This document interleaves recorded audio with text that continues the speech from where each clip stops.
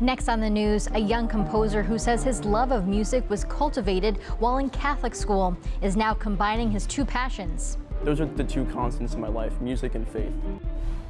The strong right arm of the church grows even stronger. The Knights of Columbus reporting one of the best years of growth in the last century, and the Pope sends them a message of praise. 1 year after the deadliest natural disaster in Hawaii's history, this historic church in Maui is keeping the faith for survivors. Plus, a popular Marian devotion in India now has the Vatican stamp of approval. See the place where the Holy See says God's work is present. I'm Katie Vasquez. Current News starts right now.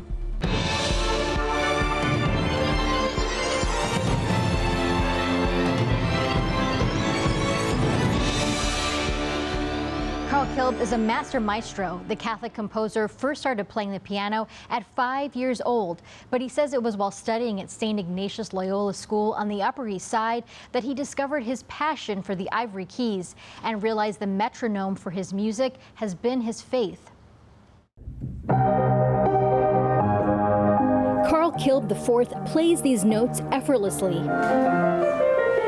because he's been playing them for as long as he could remember. I sometimes have a melody in mind, but it's more visual for me. So I'll think of something or think of a memory or think of just visualize the future. Karl, I haven't seen you in a while. It's so good to see you. Even though Karl had been playing since he was 5, he says it was here in Miss Hudson's class at Saint Ignatius Loyola School on the Upper East Side that his passion for music was allowed to thrive. Karl always had a love for music, and he's such a talented musician, innately musical. Miss Hudson remembers hearing the teenage boy play and being amazed at his talent. It was like having a professional musician in the jazz band. As Karl's piano playing skills continued to grow,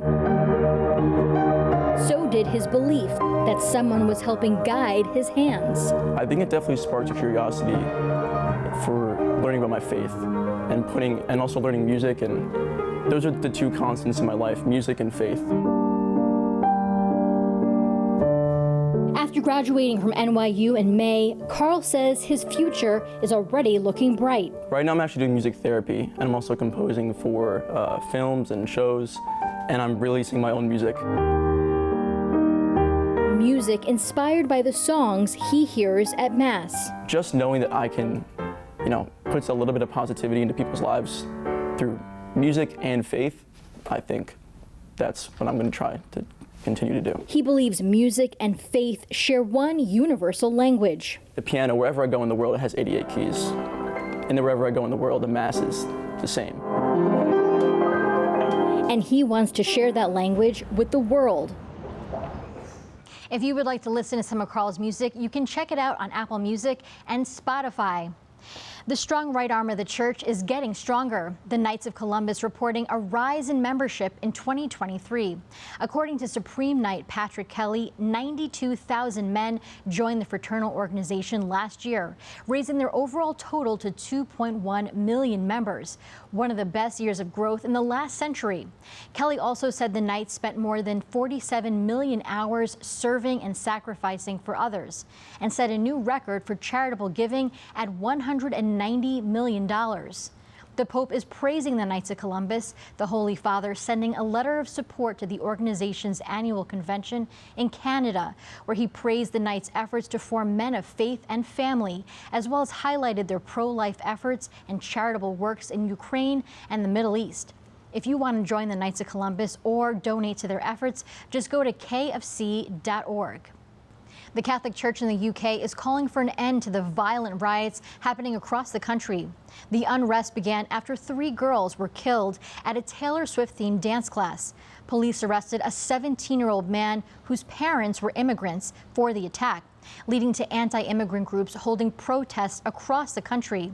The UK's lead bishop for migrants, Bishop Paul McLennan of Westminster, is condemning the acts of violence against immigrants, saying in a statement, Today and always, we need to continue to pray, work, and stand together for peace in our country. The actions of the few involved in violence stands in stark contrast to the work of charities, church groups, and volunteers who tirelessly extend the hand of welcome to migrants in acts of solidarity.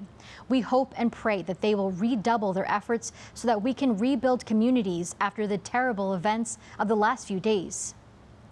This week marks 1 year since wildfires swept through Maui and devastated the community.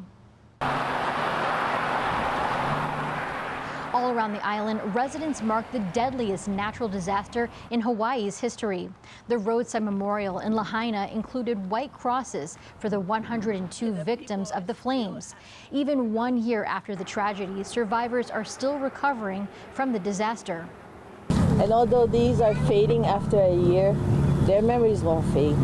A lot of this is more of a spiritual journey for them because they lost their whole family. They lost his mother. They lost their grandfather, their grandmother. And so it's heavy. It's a heavy loss. The wildfires destroyed more than 2,000 homes, and thousands have spent the past year living in hotels. Catholic organizations have been offering assistance to the survivors as they recover. The Hawaii Catholic Community Foundation quickly responded after the wildfires, providing financial assistance and basic supplies. And Catholic Charities Hawaii has offered financial and psychological services, as well as disaster case management. Both organizations say even 1 year later, significant gaps in assistance and resources still persist within the community. But they are still committed to helping those in need, working together to create a mental health support office to serve the residents of West Maui. Inspiring Hope on the Island is the place where Christianity began in Maui. While the church lost everything inside and is still in the process of rebuilding, as Mahaleni Richardson reports, the leaders are keeping the faith alive in Maui. Historic Waiola Church was near the center of the Hawaiian kingdom in Lahaina, and it's where Christianity started on the island of Maui. Over its 200 years, the church was destroyed during past disasters. There was no siren, nothing. And once again during last year's Lahaina wildfire. Our haleai, it started to burn. Everything was burning from the top down.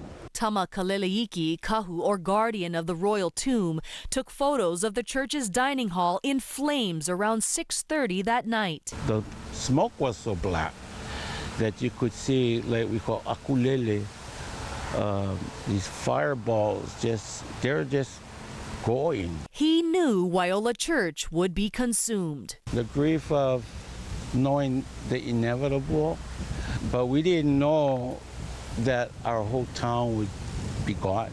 Church caretakers hope to rebuild in 2 years, but say during the Lahaina fire, everything inside the church was destroyed, including the koa pews and altar and historic documents. Sadly, because of our church records having been burned, we don't know where everybody is, and headstones were swept to a corner. Just steps away, more than 1,000 people are laid to rest in the church's Waine'e graveyard, including members of the royal family. Among the most prominent, Queen Keopuolani, wife of Kamehameha I. Despite the vicious flames, the entire graveyard was miraculously spared. I was actually amazed how much is still intact. I think because of the people that are here, it's protected. Church members hope families come forward to help identify unmarked graves. And even though the church building is gone, it's their faith that endures. That was Mahaleni Richardson reporting. According to Pew Research, 63% of adults in Hawaii are Christian. 20% of that population is Catholic. Finally, tonight, the Vatican has approved a Marian devotion in India. The Dicastery for the Doctrine of the Faith publishing a letter to Asia's biggest Marian shrine, the Sanctuary of Our Lady of Good Health, saying the action of God is present there. According to tradition, the devotion dates back to the 16th century, when the Blessed Mother appeared to a man carrying milk to a customer. She asked him to give the drink to the child she was holding, and he agreed. But when he reached his customer, found milk still in the jar. A shrine to Our Lady of Good Health was later established in Velakkeni in South India, which some 20 million pilgrims now visit each year. That is this Currents News Update. I'm Katie Vasquez. Thank you for joining us because we are putting your faith in the news. Hope to see you again next time.